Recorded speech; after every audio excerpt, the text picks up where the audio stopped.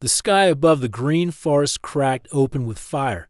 A metal object fell from the clouds. Spinning and burning, birds flew in panic. Trees shook as the object crashed into the soft earth with a loud explosion. Smoke rose into the sky. Mira stood on a cliff, her yellow eyes wide. She had never seen anything like it. She was a Lorani, a small, gentle alien species who lived close to nature. Her people avoided machines and loud noises. They lived deep in the forest, in homes grown from living trees. They believed the outside world was dangerous.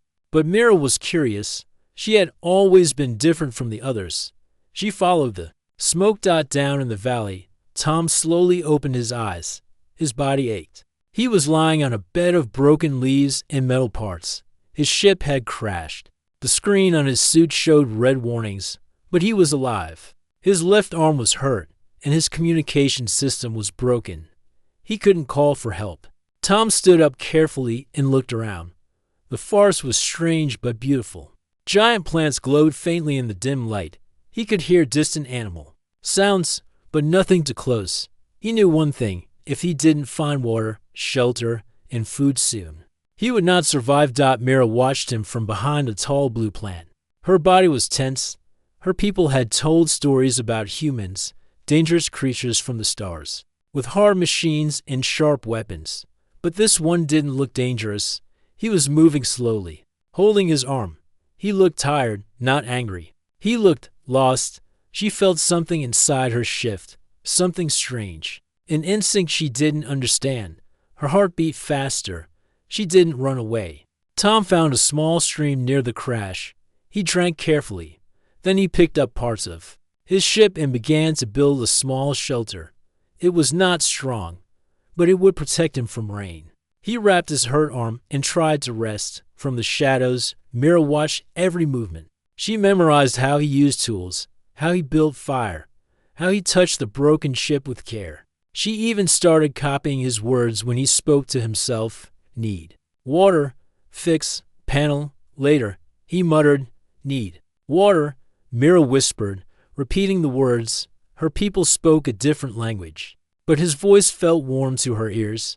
She didn't know why. Days passed. Tom survived, but barely. He caught small fruit, boiled water, and fixed parts of his gear. Still, he was alone. Mira kept watching. Every morning she returned to her hiding place. She left fruit near his shelter when he wasn't looking. He found them and smiled. Though he didn't know who left them, he started speaking to the trees. Thank you, mystery friend, he said one day. From far behind a tree, Mira smiled softly. Her instincts grew stronger. She didn't want to leave. She felt drawn to him, like a flower leaning toward the sun. But she was afraid to. One night, Mira returned to the forest late.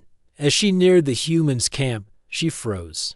A dark shape crept toward his shelter, a four-legged forest predator with sharp claws and a long tail. Its eyes glowed in the night. Mira didn't think. She jumped out with a loud cry. She threw a stone at the creature. It turned and growled at her, surprised. She waved her arms and made loud noises. The creature hesitated, then ran away into the trees. Tom ran out of his shelter, holding a broken metal rod as a weapon. When he saw her, he stopped. Mira stood in the moonlight, breathing hard. It was the first time they saw each other clearly.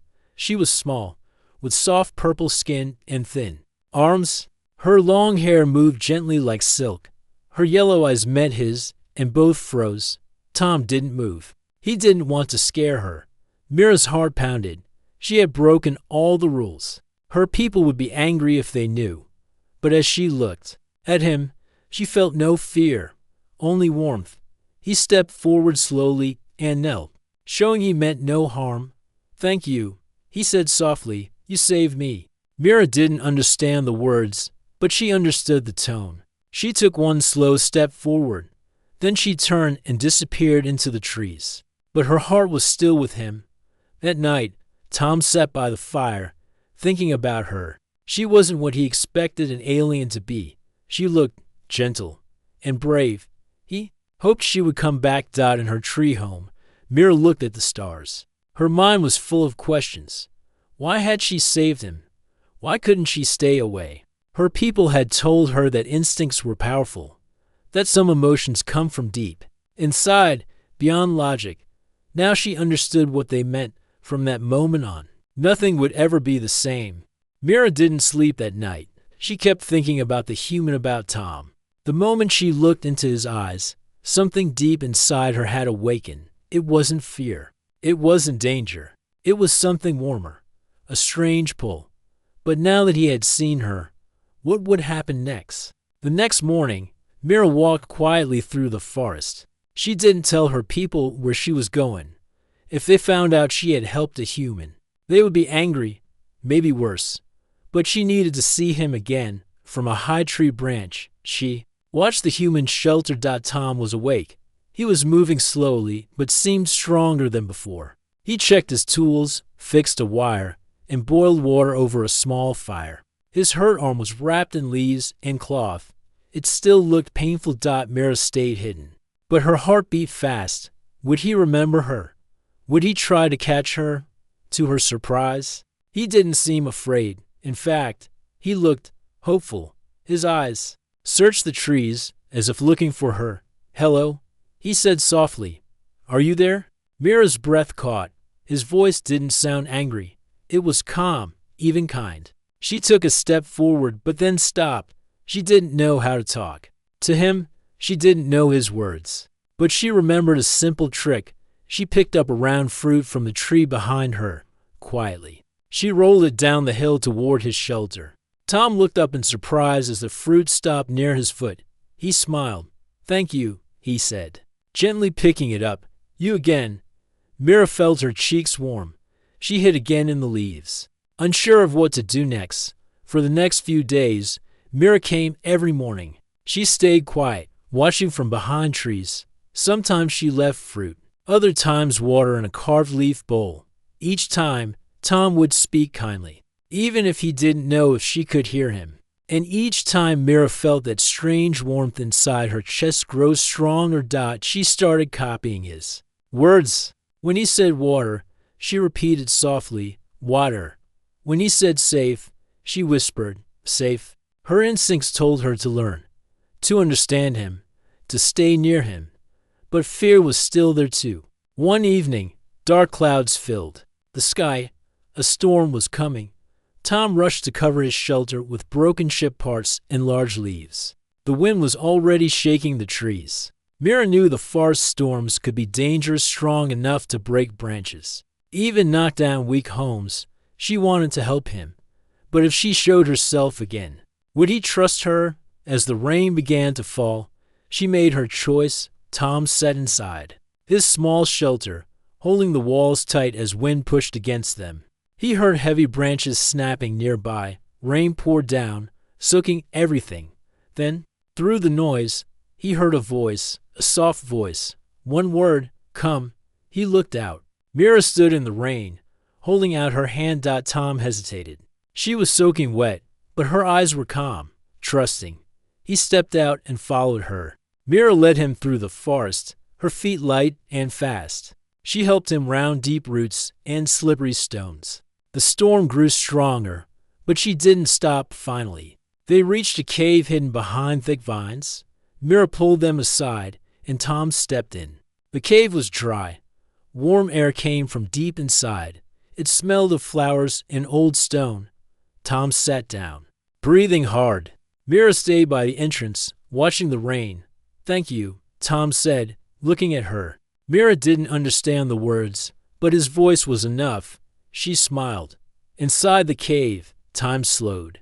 The storm roared outside, but the space between them grew smaller. Tom took out some tools and showed Mira how he fixed a broken wire. Mira listened with interest, tilting her head like a bird.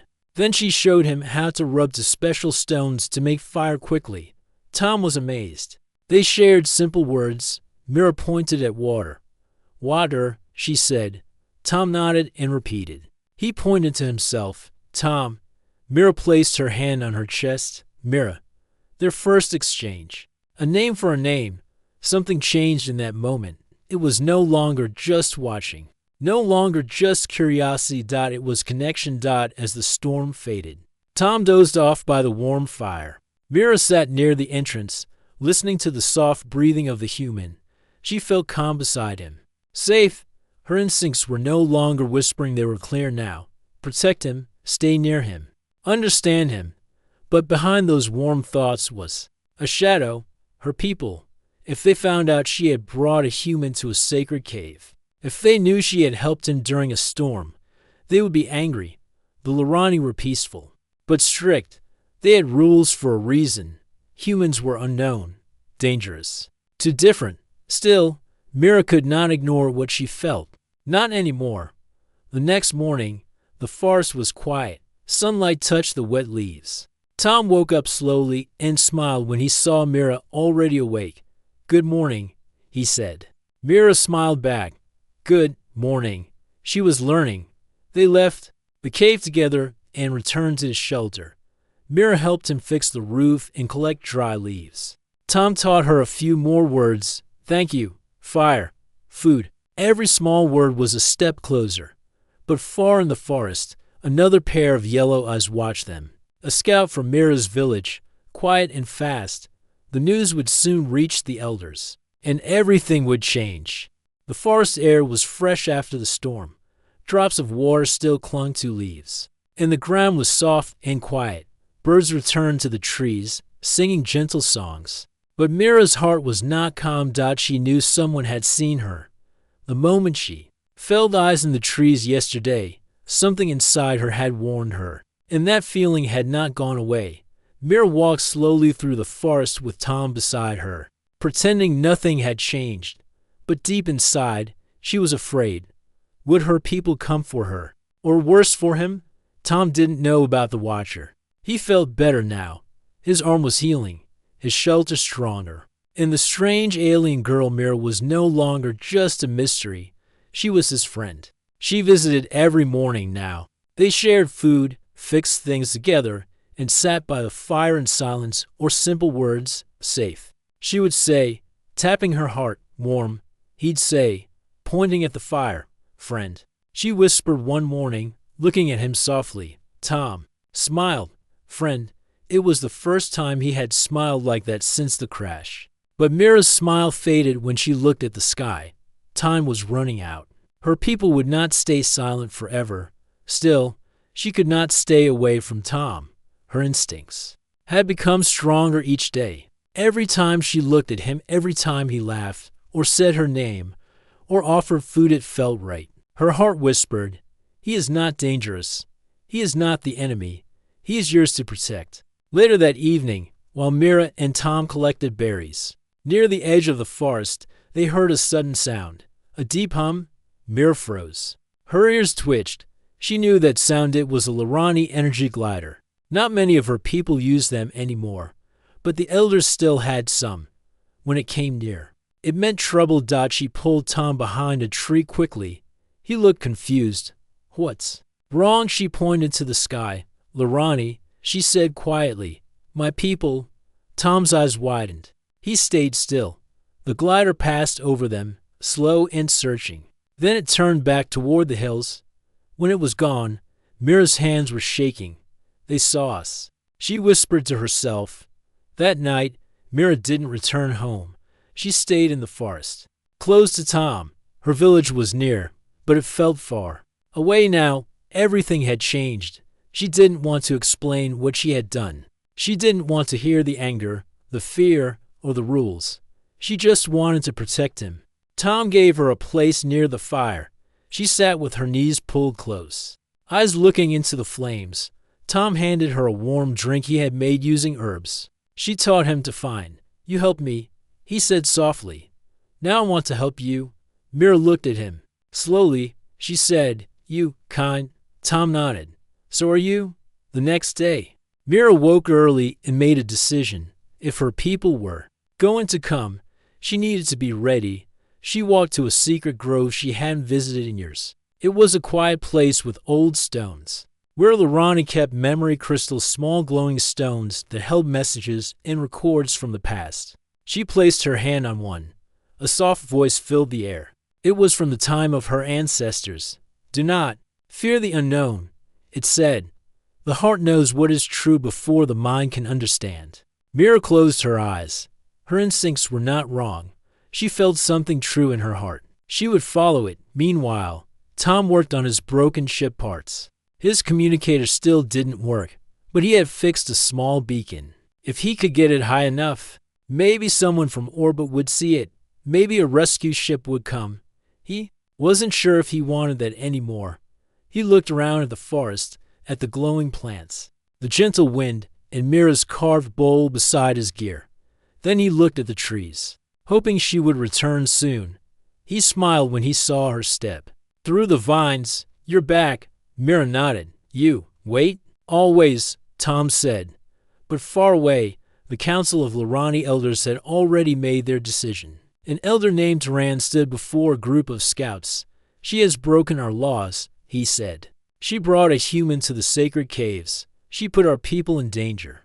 The scouts listened silently. We do not attack, Taran said. We are peaceful. But we cannot allow this bond to grow. Bring Mira home. Bring the human too, if he resists. Remove him.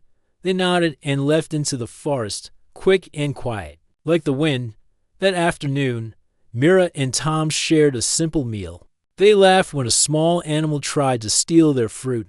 Mira tried more human words, and Tom tried her words to dot. It was slow, but it was beautiful. Then Mira suddenly turned. She felt a shift in the wind, a soft sound, a movement in the trees. They're coming, she whispered. Tom stood. Your people, she nodded. Tom picked up a small bag of tools and looked. Round do we run? Mira looked toward the hills. I know a place, far, safe, he nodded. Lead the way. They ran, through the thick forest, past glowing plants and streams. Over stone bridges only she knew. Mira led him toward the eastern cliffs, where caves and waterfalls kept secrets from the world. Behind them, the scouts followed. They were fast, but Mira was faster. This time, she wasn't running alone. She was running for him too. For both of them. By nightfall, they reached the cliffs. Mira found a hidden path and led Tom into a cave covered by falling water. Inside, it was dark and quiet. They sat together, breathless, listening to the sounds outside. Tom looked at her. Will they find us? Mira hesitated, then said softly, maybe, but I will not let them hurt you. Tom's voice shook a little. Why are you helping me? Mira looked into his eyes. Because my heart says I must. The waterfall roared outside the cave, its sound echoing through the stone walls. Mist floated in the air, and the floor was cool beneath their feet. Tom sat close to the entrance, watching the falling water. Mira sat beside him, arms wrapped around her knees. They were both tired from the long run, but their hearts were calm for now. Mira had brought him to one of the oldest caves in the forest, known only to the Lorani scouts. The path was hidden, and the water covered the entrance. Well, if her people followed their trail, they might lose it near the stream still. Mira didn't feel fully safe. She had never disobeyed the elders before. She had never run from her people. But now, everything was different. She had chosen to protect him. Tom leaned against the rock wall and looked at her. Her purple skin glowed faintly in the dim light, and her eyes were filled with quiet worry. Are you okay? He asked. Mira didn't understand all the words, but she understood his face, his voice. She gave a small nod. I stay, she said softly, here, with you. Tom gave her a warm smile. I'm glad. Mira felt that same pull in her chest, the one she had felt the first day she saw him. It was stronger now, no longer a whisper, but a steady rhythm in her heart. As the sky darkened again, thunder rolled in the distance. Another storm was coming. The second in only a few days. Mira stood and walked deeper into the cave. She touched the stone walls and listened. The cave was strong, safe. The Lorani had used it during hard seasons long ago. She found an old pile of dry moss and thick leaves stored in a corner. She began building a soft place to sleep. Tom watched her and got up to help. Together, they made a bed of leaves, placed dry wood near the center, and started a small fire. The storm hit soon after. Rain poured down outside. Lightning flashed beyond the waterfall, and thunder shook the stones. But inside, it was warm. Tom and Mira sat close to the fire. They shared some fruit and roasted roots Mira had collected earlier. The smell filled the cave, and the sound of the storm outside felt far away. Tom took out a small device from his bag, a piece of his broken ship. He showed it to Mira. "This is a signal beacon," he said slowly. "I'm trying to fix it. If it works, maybe my people can find me." Mira looked at the device. She didn't understand its full purpose, but she understood enough. "You leave?" she asked. Tom's smile faded a little. He looked at her. "I don't know," he said quietly. "I thought I wanted to go home, but now I don't want to leave you." Mira looked into the fire. Her fingers tightened around a small stone she had picked up earlier. "I help," she said. "Fix? Be con." Tom blinked. "You want to help me leave?" Mira was silent for a moment. Then she said, "You choose. But I stay with you until you choose." Tom felt something in his chest, not pain, not fear. It was something gentle and strong at the same time. He nodded. "Thank you, Mira." They worked through the night. Mira brought metal scraps and smooth stones that could hold heat. Tom used his tools and wires. Mira held the pieces steady while Tom connected parts. Their hands moved together, slow and careful. Tom taught her simple words for each part: wire, power, signal. She taught him her own words, too. Her language was smooth and musical. He tried his best, though he often said it wrong. Mira laughed gently every time and corrected him. It was the first time they had laughed during this journey, and they both needed it. By morning, the storm had passed. Sunlight filtered through the waterfall, creating a soft glow. Tom placed the beacon on a high rock. A small light blinked slowly. "It's weak," he said, "but it might be enough. If a ship is near, they might see it." Mira stood beside him. Her heart felt heavy, but she didn't show it. "Good," she said. Tom turned to her. "If a ship comes, would you come with me?" Mira looked at the trees beyond the falls. "My people." "Not allow," she said. "I go. You." "They chase?" "Not safe." Tom lowered his head. "You shouldn't lose your people because of me." Mira shook her head gently. "My heart choose. I follow." Meanwhile, deep in the forest, the Lorani scouts returned to the village. They had lost Mira's trail near the cliffs, but the elders were not pleased. Elder Turan stood before the council. "She has gone too far," he said. "She hides with the human. She shares our ways." Some elders argued for peace. Let her choose. One said, "She is not a child. If the human is kind, let them be." But others were firm. "It is not about kindness. It is about balance. If humans come, they will change everything." Turan gave the final word. "We find her. We bring her back before the signal reaches the sky." Back in the cave, Mira felt a chill. Not from cold, but from a strange sense. She touched her chest lightly. "They come," she said quietly. Tom stood. "Your people?" Mira nodded. "They want you to leave me." She nodded again. "Yes." Tom looked out at the waterfall. "Then we need a plan." That night, Mira sat beside the fire, staring into the flames. Her heart was full of questions. She had followed her instincts. She had trusted her feelings. But now, her whole world stood against her. She thought about her people, the trees she climbed as a child, the voices in the wind, the music of her village. She missed them. But she couldn't forget Tom's voice, his kindness, the way he looked at her, not like a stranger, but like someone he understood. Tom came to sit beside her. "Are you scared?" he asked softly. Mira nodded. "A little." He smiled. "Me too." They sat in silence. Side by side, two lives joined by something deeper than words. The fire crackled, and far in the trees, shadows moved. The final choice was coming. The forest was quiet but tense. Leaves rustled softly in the wind, and the scent of wet earth filled the air. Mira and Tom sat by the small fire inside the hidden cave, their faces lit by the warm glow. Outside, the trees seemed to hold their Breath. Suddenly, a sound broke the silence. Branches snapped. Figures stepped into the cave entrance. Lorani elders and scouts. Their faces were serious, their eyes sharp. The leader, Elder Turan, walked forward. His purple skin was lined with age, and his voice was firm. Mira, he said, you have disobeyed our laws. You have endangered our people by helping a human. Mira stood slowly. Her yellow eyes met his. I only helped, she said softly. He is not danger.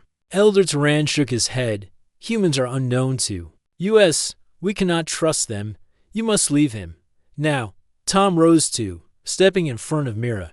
I mean no harm, he said calmly. I only want to live in peace. The elders looked at Tom, but their faces did not soften. You are a stranger. Turan said, our trust is not given easily. Mira took a deep breath. She knew this moment would come. She had felt the weight of her people's fear for days. But her instincts were clear. She could not abandon Tom. I choose, she said, voice strong, to stay with him. Elder Turan's eyes narrowed. Then you choose exile. Mira's heart tightened. She thought of her home, her family, the village she had loved since childhood. But then she looked at Tom, at the kindness in his eyes, and she knew. I accept. The elders spoke quietly among themselves. After a long moment, Turan raised his hand. We will not fight you, he said. But know this, if your choice brings harm to our people, we will act. Mira nodded. I understand. Tom stepped forward. Is there a way to show you I mean no harm, to earn your trust? The elders looked at one another, surprised by his words. We will give you 1 day, Turan said. 1 day to prove that you do not threaten us. For the next day, Tom and Mira worked hard. Tom helped the Lorani elders repair a broken water system in the village. Using parts from his ship and some tools, he fixed pipes and cleared blockages. The elders watched quietly, some with curiosity, others with doubt. Mira stood beside him, translating simple words between Tom and the villagers. She showed her people how Tom's skills could help. Slowly, smiles began to appear. That evening, the village gathered around a fire. Tom and Mira sat among the Lorani, sharing food and stories, though the stories were told with hands and drawings. Mira's heart felt full. Her people were not as different as she had thought. Tom looked around and spoke softly. I want to learn. I want to help. An elder woman nodded. We will watch you. Mira smiled. Her instincts had been right. Tom was not the enemy. But as the night grew deeper, a shadow moved at the edge of the village. A wild animal, a predator of the forest, had come close. It snarled and growled near the edge of the camp. The Lorani froze. Tom stood quickly and took a wooden spear from one of the villagers. He moved toward the sound. Mira followed him, heart pounding. Tom and Mira found the creature, a large beast with sharp teeth and glowing eyes. It lunged at Tom, but he dodged quickly. Using his spear, Tom pushed the animal back, but did not harm it seriously. He wanted to scare it away, not kill it. The beast growled one last time and ran into the forest. Mira looked at Tom with wide eyes. You are brave, she said softly. Tom smiled tiredly. I only want to protect. The next morning, the elders gathered again. Turan spoke. You have shown courage and respect. The council whispered among themselves. We will allow you to stay for now, Turan said finally. But the bond you share is fragile. Do not forget our ways. Mira and Tom nodded. They both knew their journey was just beginning. As the sun rose, Mira and Tom walked side by side through the village. Mira's heart was light. Her instincts had brought her to this moment where the worlds could meet, and maybe, just maybe, they could build something new. The village was calm under the soft morning light. Birds sang quietly, and the fresh scent of earth filled the air. Mira and Tom walked together along the narrow paths between the living homes, grown from tall trees. Their steps were light, but their hearts heavy with hope and worry. Since the elders had allowed Tom to stay, things were changing. Mira could feel it in the air. Some of her people watched Tom with curious eyes. Others still whispered with fear. But for the first time, humans and Lorani shared the same space without fear.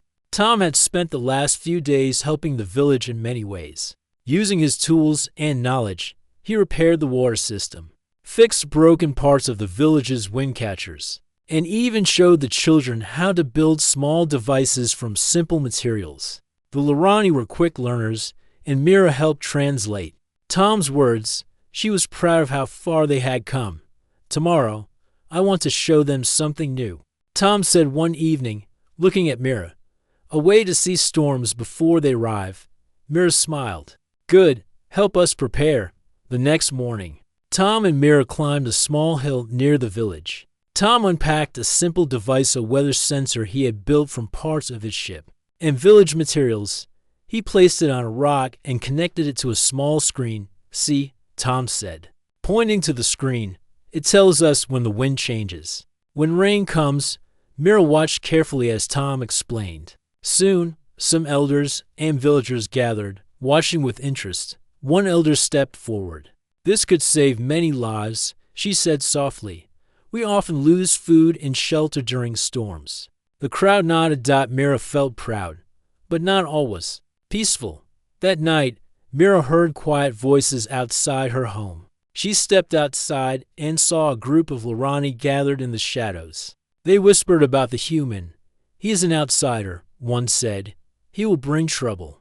Another nodded. "We should ask the elders to send him away." Mira's heart sank. She stepped forward. "He helps us." The group turned, surprised. "Your heart is clouded," one said. "We must protect our people." Mira stood tall. "I protect my friend." The group slowly disappeared into the night. Days passed with more small changes. Some Lorani began to visit Tom's shelter, asking questions and learning. Others stayed, distant, watching and waiting. One afternoon, a young boy named Nilo approached Tom. He held a small broken tool. "Can you fix this?" Nilo asked shyly. Tom smiled. "Of course." He took the tool and began working. Mira watched them, feeling hopeful. But the peace was fragile. One evening, a loud alarm sounded in the village. Dark clouds gathered quickly, and heavy rain began to fall. The weather sensor was working. Tom and Mira helped the villagers prepare. They tied loose branches, covered homes with leaves, and moved food to higher places. As the storm hit, everyone gathered in the central hall made of living wood. The wind howled outside, and rain beat against the walls. Tom looked at Mira. "This is why I stayed." Mira smiled. "We survived together." After the storm passed, the village was safe. The elders called a meeting. Turan spoke first. "The human has helped us survive. He has shared his knowledge. For that, we thank him." Others nodded. But Turan continued, "This friendship must grow carefully. We cannot forget who we are." Mira stood beside Tom. "We will not forget," she said. Tom and Mira spent the next days teaching and learning. They built small tools that helped the village in many ways. Slowly, the Lorani began to see humans not as threats, but as friends. Mira's heart was full. Her instincts had led her. True, but one evening, as Mira and Tom walked by the river, she stopped. "Do you miss your home?" Tom asked. Mira looked at the flowing water. "Sometimes," she said softly, "but now my home is here." Tom smiled. "Mine too." They looked at each other and knew their lives were joined. Two worlds once apart were now becoming one. The soft hum of the ship's engines filled the air. The rescue ship had finally arrived.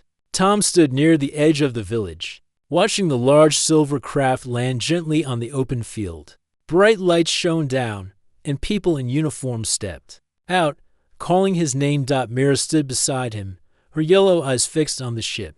The sound was strange and loud compared to the quiet forest, but she did not move. Tom turned to Mira. "It's time," he said softly. Mira looked at him. "Will you go?" she asked. Tom took a deep breath. "I came here to return home, but now I don't want to leave." Mira smiled faintly. "Then you stay."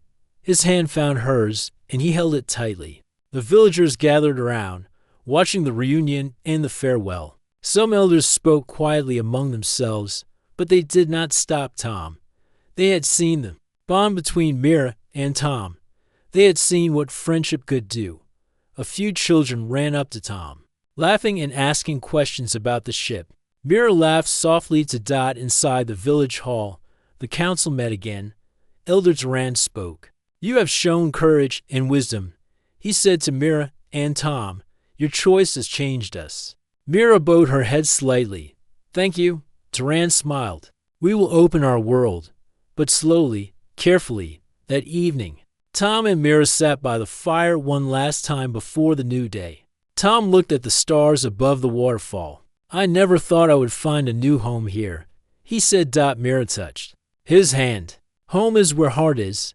He smiled and squeezed her hand. The next morning, the rescue ship was ready to leave. Tom packed his things but did not board the ship.